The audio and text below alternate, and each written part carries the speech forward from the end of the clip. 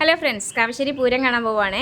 നിങ്ങളും കൂടെ വന്നോളൂ കേട്ടോ. സൂര്യഭഗവാൻ അസ്തമിക്കുന്നത് കണ്ടിട്ടാണ് അവിടെ എത്തിയത്. നല്ല ഭംഗിയുണ്ടായിരുന്നു. പന്തൽ, ഊഞ്ഞാൽ, അതുപോലെ പാവകൾ, നല്ല വൈബായിരുന്നു കേട്ടോ.